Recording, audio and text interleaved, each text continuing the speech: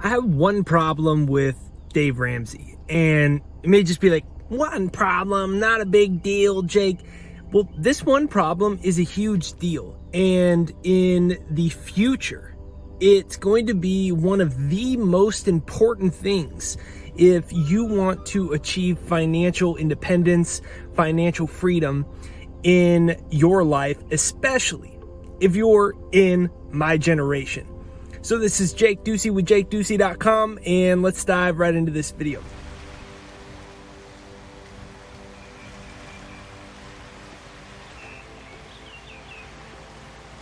Okay, so I just finished rereading all of Dave Ramsey's books. Fantastic stuff, totally agree. The whole system's run off of this BS debt indentured system that traps everybody.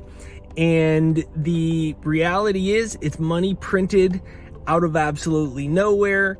The credit card companies then turn around with that infinite printed out of nowhere fiat currency, basically counterfeiting money into existence with 0% interest rates. They turn around and give you 17% interest rates. And so what Dave's saying is so important. But I have one big problem when I'm rereading all this. And I read every one of the books again. There isn't any section of any of the books dedicated to make money. Those words are not in the book. In Total Money Makeover, there's one half sentence where it says making money, like making more money.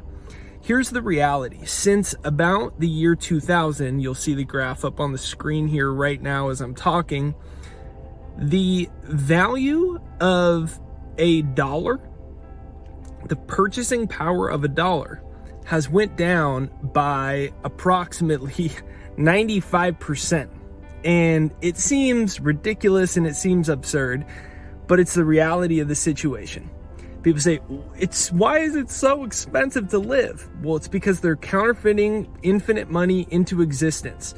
Dave does not talk about the real threat that this poses, because you can practice all of these things, right? And if let's say you're on the average American household income, 50,000. Maybe if you're really lucky and you didn't lose your job or didn't get any pay cut, any pay reduction whatsoever, during all of these lockdowns and all these things going on and a lot of businesses shutting down.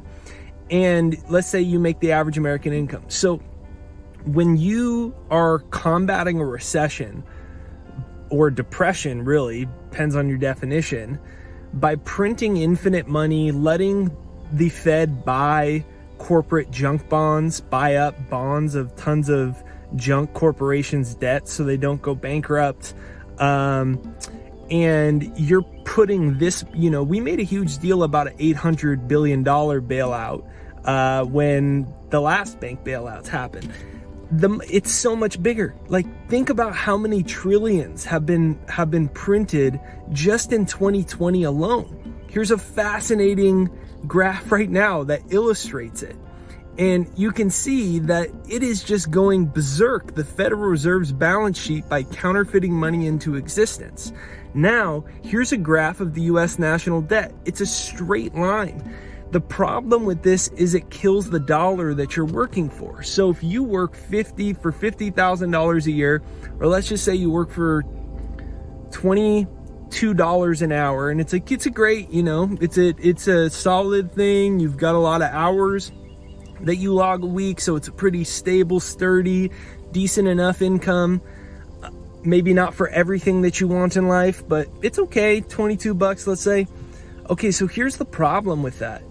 If all of the calculations and all these, like, how to retire in 40 year, all of these formulas and calculations and like Dave's books and really mainstream talking like that, is it doesn't account that if you are not making more money every single year, and you aren't significantly increasing your income over 2 to 5 year spans, then you are actually working for less money, even if your pay stays the same, because the devaluation of that dollar you're working for is going down further than your income is increasing.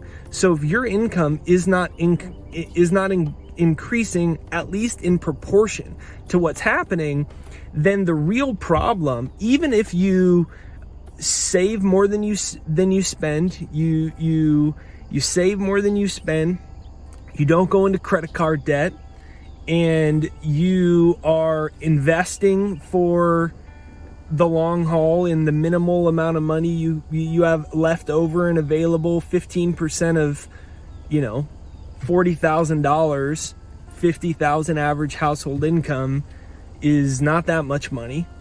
And especially when they're printing so much of it, so the cost of living is increasing so much.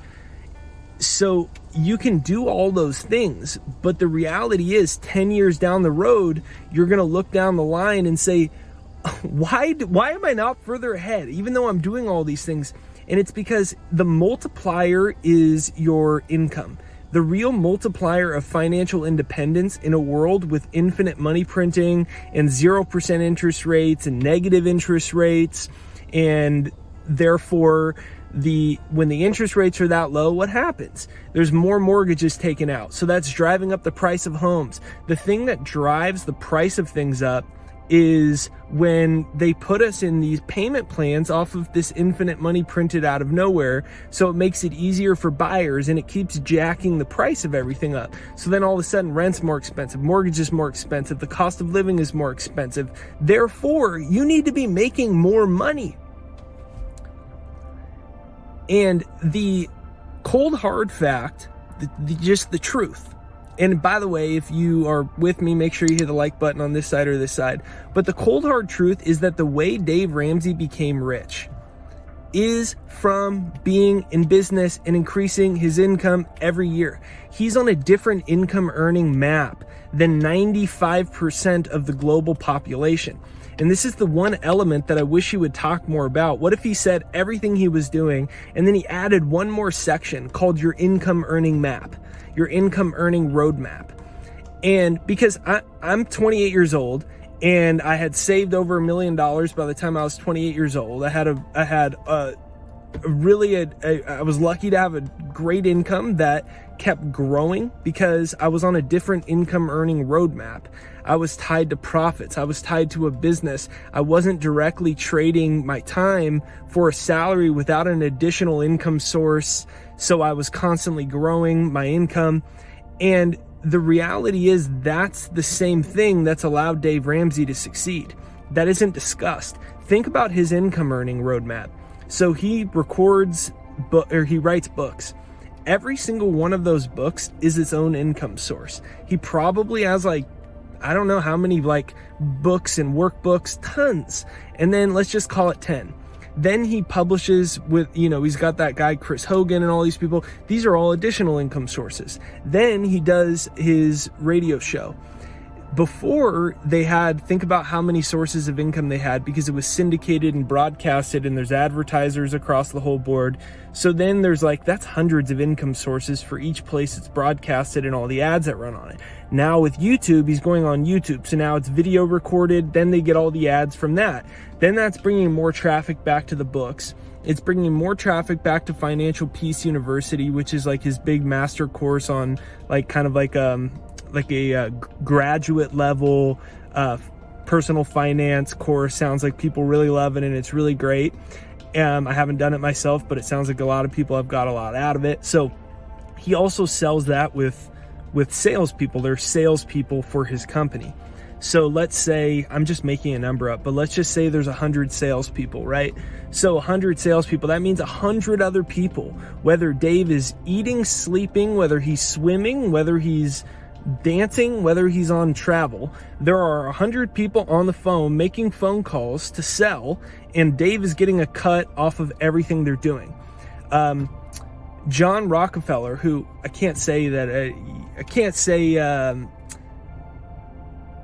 John Rockefeller has a famous quote, and it's, if young people want to get rich, they need to learn leverage.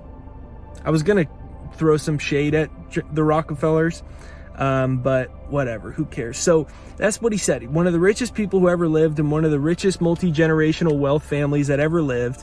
And he said, if young people want to get rich, they need to learn leverage even more than hard work.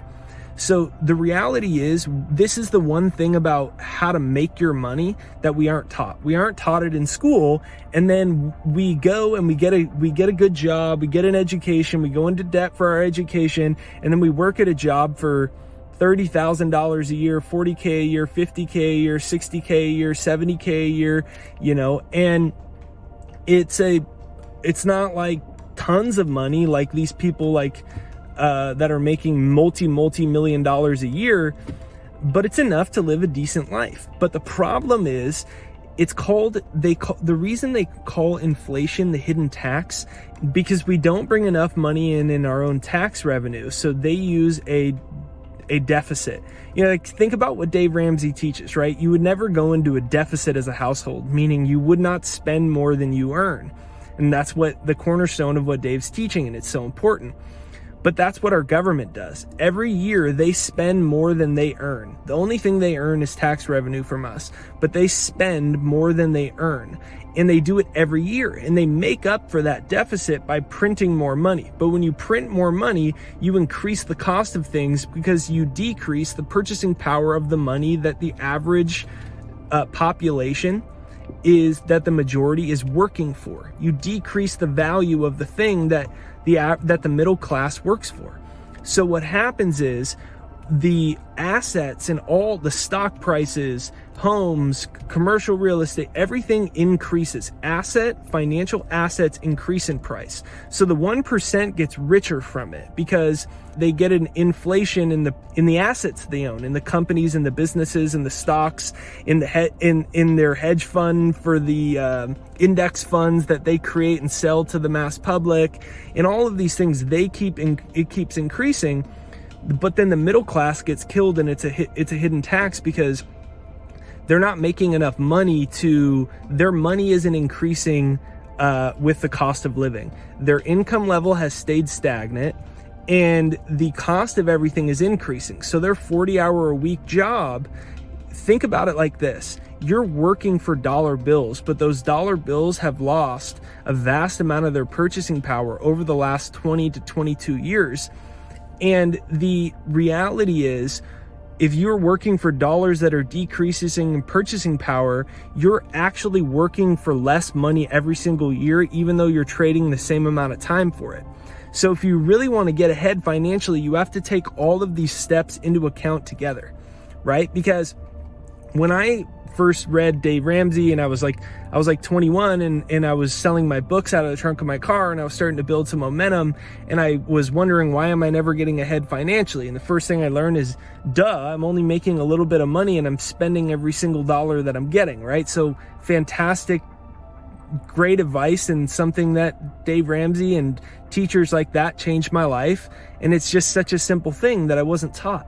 So even though I wasn't making a lot of money, I was starting to keep some of it. So I go out and I go do my thing, and maybe I'd end the month with $400 in savings or $200 in savings. Yes, I never even had a couple $100 in savings because I always spent every dollar I had. So I'm making significant progress on that. I don't have any debt because I didn't have any credit cards. And so I'm not digging myself into a hole. I'm not going into debt. But then the next step was, after I'd done this for a while and I saved my first $5,000, which probably took me like 4 months. I'm like, it's kind of a while to just get $5,000 in today's world. So then I get my first 10,000. And I'm like, now what the heck do I do? How do I make more? Obviously the problem is, unless I want this to take 75 years of my life, for me to have $1 million, which isn't that much money in today's world with how much things cost, for me to get $1 million at this rate is going to take me 17 lifetimes. Not 17 years, but 17 lifetimes. And so that was when I realized that the biggest problem is I was on the wrong income earning roadmap or model. And I read a book called The Fast Lane Millionaire by MJ DeMarco, and the book basically describes different levels of income earning, and that the people that get really wealthy, especially in a significantly short period of time, not like they're 98 years old and their Roth IRA hits $1 million when they're 98. the way that they do it is they're on a different income earning roadmap. So they've started a business, or they're an entrepreneur, or they're an intrapreneur. So an intrapreneur is someone who, has skills and they believe in an idea. They have high income earning skills. They're good at sales. Maybe like think of Steve Ballmer. He was either Microsoft or IBM. He didn't start his own idea, so he wasn't an entrepreneur in the traditional definition of the word, but he was an intrapreneur. He was really good at sales, tons of energy, and I think it was IBM or Microsoft. He became the head of sales. He got however many gajillions of shares of the company. Now the company's humongous, and he's worth like 70 billion, 80 billion dollars, and he's also the owner of the NBA basketball team, the Clippers. He was an intrapreneur. So you look at these, what's Dave Ramsey? Dave Ramsey's an entrepreneur, right? It was important. Dave Ramsey made his first couple million, and he was over leveraged. He lost all the money. So what does that show you? He needed to learn the foundation, right? He needed to learn to save more money than he was spending, significantly more, get on a no-nonsense, disciplined saving and investment schedule that was happening automatically no matter what. He had to start realizing that happiness wasn't going to come from spending every dollar he had on as much stuff as he could. He wasn't going to spend money he didn't have to impress people he doesn't know, all those things that he says, right? 100% million agree, same thing happened to me. But then the next question is, okay, well, if I want to get significant progress, then I need to look at how to make more money. I have to actually look at becoming an entrepreneur or an intrapreneur. And if I have an idea, maybe investing some of my money into that idea, or definitely my time to create an additional income source. So I might have my steady job at $50K a year, or X dollars a year. It doesn't matter what it is. It could be $125,000 a year. After taxes, that's still not that much money, especially with the devaluation of the currency. So then I keep my normal job, but then I build additional income sources. That's the next phase of what Dave Ramsey does for his wealth equation. He has all the foundational stuff that he teaches down. Then the next thing is he's on the right income earning roadmap for significant jumps in his income. Most people, they're gonna make the same amount of money that they made the year before and the year before, plus or minus a few dollars, because their income is predictable. So when you change your income earning roadmap and you're not working directly for money, you're either involved in the profits, in the revenue, you're tied to commissions, you're tied to the leverage of a team or a software, so your income can grow every year. So Dave is on a roadmap where he can have significant jumps in his income, and that's how he makes multi-million dollars a year. We discussed that already so far. Then the next thing that's beginning to happen with what Dave is doing, Okay, I had a little bit of a malfunction with my recording device. If you're still with me, make sure you hit the like button on this side or this side, and comment down below multiple sources of income. Comment down below multiple sources of income. So that's the second phase. There's the first part, which is getting on the right income earning roadmap that allows for quantum growth, exponential growth, leveraged growth. Then the second phase of that is developing multiple sources of income. Right? So that means you have your current job where you're predictably make whatever it is, whatever the number is, 4 figures, 5 figures, 6 figures, the number's all relative. And then in addition to that, you start looking at how to develop multiple sources of income. And the other reason that this is so important is because on top of all this money printing, then you think about how fragile the economy is that we're seeing here in 2020 and why it's important to have multiple sources of income. So you start with one. You might have an idea, or you might not be the idea person, but you have a skill. You're good at coding, you're good at accounting, you're good at editing, you're good at speaking, you're good at videos, you're good at camera work. You have a skill with sales, right? Sales is like one of the most universal skills where you can go in and be involved in the profits of somebody else's idea or the commissions of somebody else's idea. So the reason that this aspect is so important to develop a second or third or fourth source of income is because we're seeing how fragile the economy is and how vulnerable people are that were dependent on only one source of income during all this virus and shutdown stuff. And we never thought about that, or that seemed like you were a doomsday prepper if you talked the way that I'm suggesting now. But we're seeing with the fragility of so many types of businesses, with shutdowns, we're seeing that businesses and jobs that you thought were, guaranteed, they aren't as bulletproof as we like to think that they are. And then you factor in another element, which is robots. And this is another thing that I wish someone like Dave would talk about to better prepare people. I just think a lot of people aren't prepared enough mentally for the shifts that are going to happen in society and the economy. So Jeff Bezos, got a lot. They said he got like however many trillions or billions or zillions richer during all the pandemic stuff, right? So he was arguing to give his employees a $2 pay raise, and there was a lot of boycotts around like their human rights with the situation and blah blah blah. My point is, he's that rich, and the people that are putting themselves, that were afraid of getting sick and stuff, he wouldn't even give them a $2 pay raise. So my point is, does he really care about you? And then you look at so many of these other bosses, whether they're huge multi-billionaires like Jeff Bezos, or they're just a mom and pop owner. You have to ask yourself, are they good people? And unfortunately, a lot of people are in business for themselves on a really large level of like Fortune 500 CEOs. I know they've said like 1 out of 3 are supposed sociopaths. If that's true, even a fraction of it, that means a lot of them are like clinically incapable of caring about you, which means they don't care about giving you a job. They care about making more money, and they don't care whether you're a part of it or not. And if you aren't useful for the cog in the wheel, you'll be replaced. So behind the scenes, there's a great book. It's called Rise of Robots that talks all about this stuff. And the reality is, think about how many jobs are going to be replaced. You might think you've had a bulletproof job.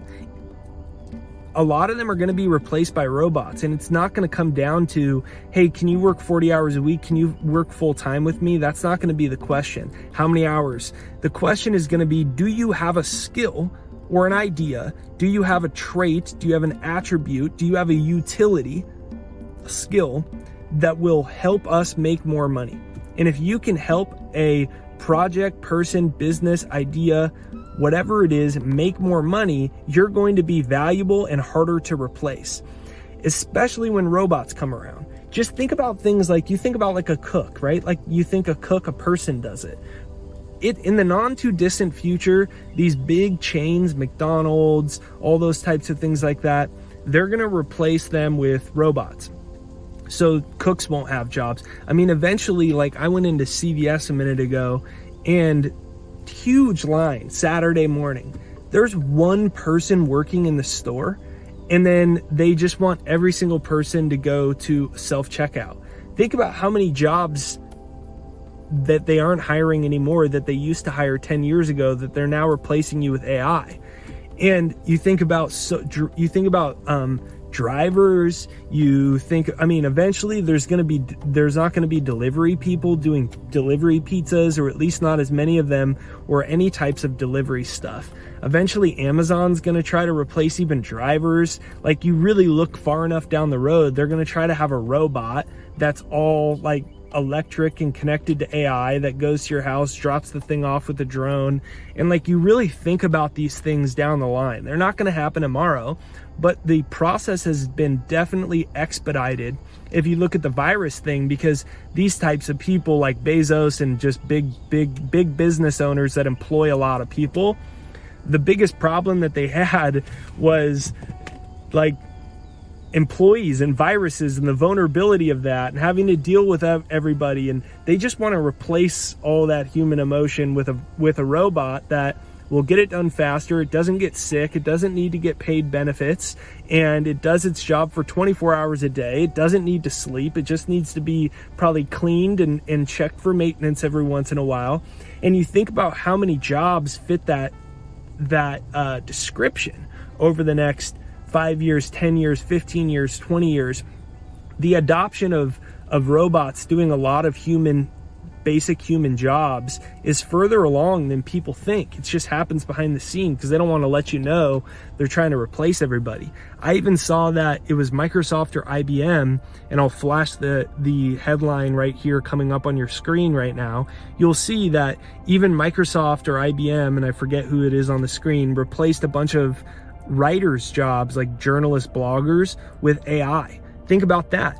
AI can aggregate 500 articles in a day and repurpose them all into different articles without needing a blogger or a writer. So you go, man, okay, I may be in luck and my job will stay here forever, but I need to not be naive to think that it's 100 million% bulletproof. So then the next thing is, okay, well, that's even more motivation. I need to make more money. I've got all Dave Ramsey's strategies down. So now let's get the multiplier. Can I double my income? Can I increase my income by 25%? Think about if you practice Dave Ramsey's things religiously. Think about how far ahead you can get. You look at like Graham Stephan or whatever, the big YouTuber. Think about how, he's like a supposed multi-millionaire in like his late 20s, and he has a great financial channel. So he's like the definition of, if your multiplier's set up and you're making 100K a month, 200K a month, and you already practice all these things from Dave Ramsey, you're going to save like 85% of your income. And then think about, in such a quick period of time, if your income keeps growing and all of a sudden you can go from saving 10% of it to 70% of it because it's increased so much, then you put yourself in an amazing place to get significantly ahead financially. So the robots and all these things, the decreasing of the purchasing power, these are all saying, wow, it's important that I need to make more money. Then in addition to that, you look at the robots and not being dependent on one source of income. That's where the multiple sources of income come into play. Can I take my job that I have right now, and in my extra time, do I have an idea or a skill I can develop that can bring in an extra $500 or $1,000 a month? And then make your first goal to make $1,000 a month in additional income. Once you get $1,000 a month, maybe it takes you 90 days, or maybe it takes you 12 months. Maybe it takes you 18 months. But let's say in 12 months from now, you're making an extra $1,200 a month in addition to your present situation. That's an extra $1,200 you could save every single month. That's going to be like over 13 grand a year. Then you go, well, if I could do 1,000, can I do 3,000? By bringing somebody else on, bringing another skill on to help out another individual, leveraging software or technology, having another person come on that shares 25% of the profits after that original 1,200. So any extra money they bring in, they get 25%. All of a sudden you have extra leverage. Your income goes to 3,000, then to 4,000, and then maybe eventually your side business ends up rivaling your full-time job on income level. That's what Jim Rohn always says. See if you can make your part-time make as much money or more than your full-time. Then you're in this position where you're not dependent on one income source, so you have even more stability, but then you have the ultimate multiplier for all of your personal investment philosophies or savings philosophies. Then you have more cash available to be able to follow through even more on the types of things that Dave is teaching. So in conclusion, the thing that really changed my life when I learned this was I pulled out a pen and pad and I wrote at the top of the paper, multiple sources of income at the top of a paper. And I just sat there and I came up with as many income source ideas as I could possibly come up with. I never even thought about anything like that in my whole life. Like, why the heck wasn't I ever told anything like that? Why did I never do this in my whole life? This should have been what I should have done in college. And I came up with all of them. Some of them sucked and I erased them or crossed them out. But then I went back through and let's say I wrote 15 income ideas out. I went back through and I starred 3 of them.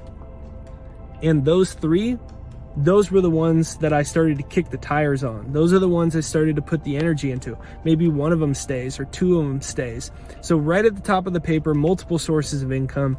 Clearly define your first income earning goal to increase your income at whatever level you're at. Pick a goal. For 12 months from now, you want to be making whatever you make now a month, pick a new goal. Then in addition to that, pick a goal for your additional income sources. You want to make an extra 1,000 a month. and set something like that as your first goal. And when you get there, take the next step, take the next step, all the while applying all these important philosophies of independence, frugality, minimalism, so that you can get ahead, but allow yourself to step on the income earning roadmap of what rich people use. This is how they get really ahead. And for whatever reason, this isn't something that the general public knows. And when you apply this, you'll see significant changes in your life. This is how you truly get wealthy. This is how you truly create financial independence, especially if you want to do it in a shorter period of time. I'm not talking about tomorrow, but have significant, huge progress over a decade, over 5 years. And this is how to do it. So if you enjoyed this video, make sure you hit the like button on this side or this side to send this video out into the YouTube universe so more people see it. So make sure you hit the like button on this side or this side. Leave a comment down below of something that you learned from this video, or comment down below multiple sources of income.